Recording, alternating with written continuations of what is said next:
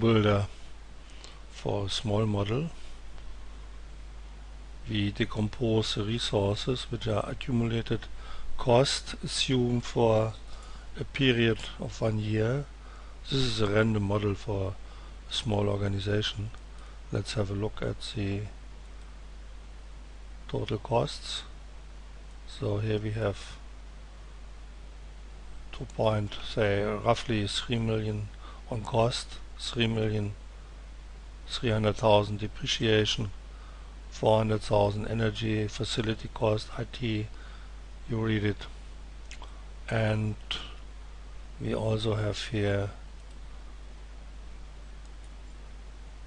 people working in the organization,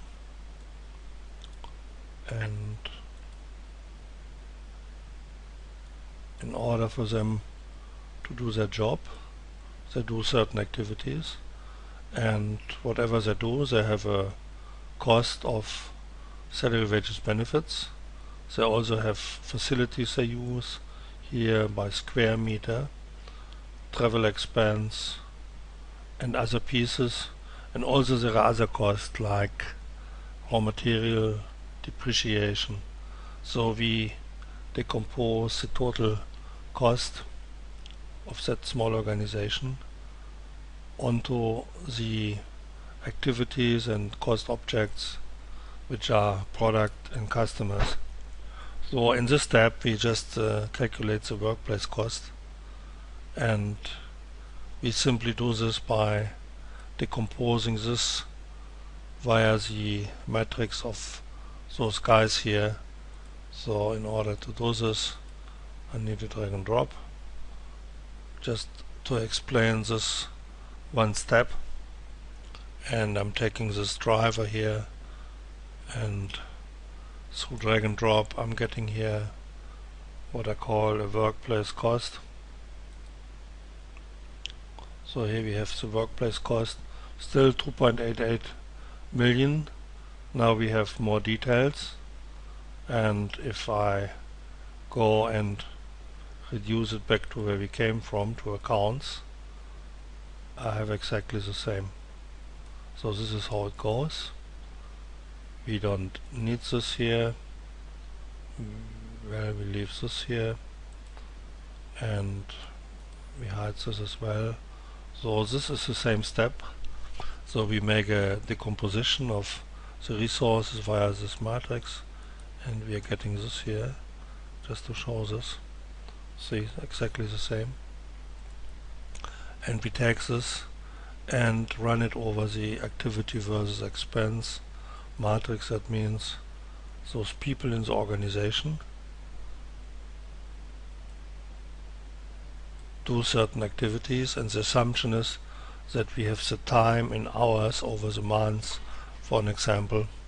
So this is a rough estimate of what it could be for those guys who work there, but also note there are other expense like energy, raw materials, which go one-to-one to the next level, which is activity here.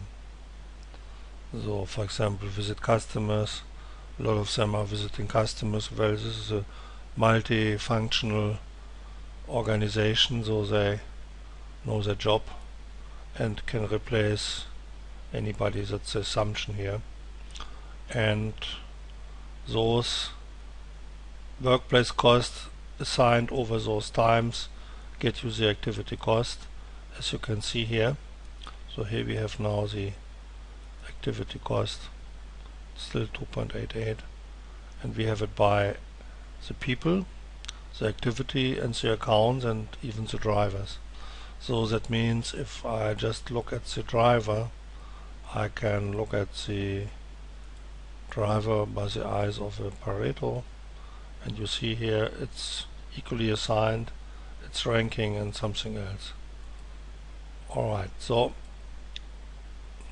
we are now here, and there are other things like product versus activity. Means you have a matrix of products you produce, you have your activities, exactly those we had in the activity cost over there, but those over here go into the products being produced over the time. For example, we use as a driver time on unit for various activities, and here the time on unit shows the months, sorry, the days on stream, and likewise here we have volume, numbers of orders. This is how it works, and that means activity cost walk into here and are assigned into the products, but only for those which match. So okay, let's do this step as well. So now we have here the full activity cost, and we make a full RPM, and let's see what happens. So we take the product versus activity as a driver and make a drag and drop and get product cost, say part, and have here 2.15 million. The other part goes directly into customers, and we have some of the activities flowing directly into customers, and from the customers they are assigned via the sales table, which is called customer versus product, because the matrix looks like this, taking the same logic, so customer versus product. And you know, this is a sales table, so we have 69,000 pieces, and we use this for the product to customer assignment and also for the customer to product assignment. Add both up and have a total driver of this here. So if we now take this and use the activity cost again, like we have here, and takes the driver as a driver, of course, assign it here, and we get a customer cost, say all in all the dimension.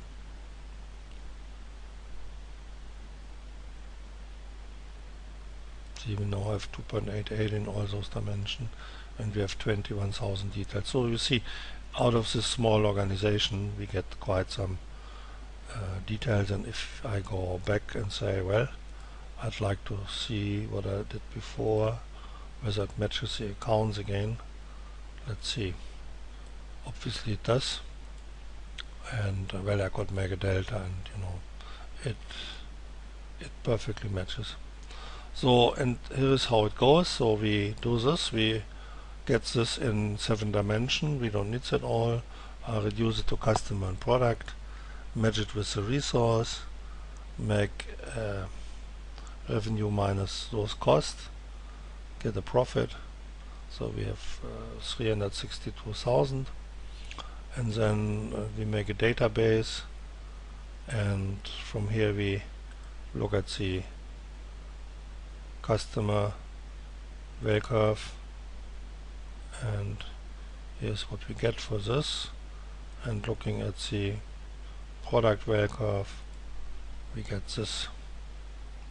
So we now have 2 analytics for our model, and we don't need this anymore. So here is what we get. This is the first part, and the crux is, this is a very simple model on that basis, but we could use this as a template for a lot more, for a much bigger organization. But it assumes we have just one step from activity to products, so we might have other steps in between, so we need to add if this is the case. But if, for example, you have an organization which is only shown here in expense, you could also add a site, add a department, and just load under the same name or a different name, but use this configuration, and you will get the equivalent result. So that's the power in this template, in this FlowBuilder. it's really unique, and I will show this in the next step.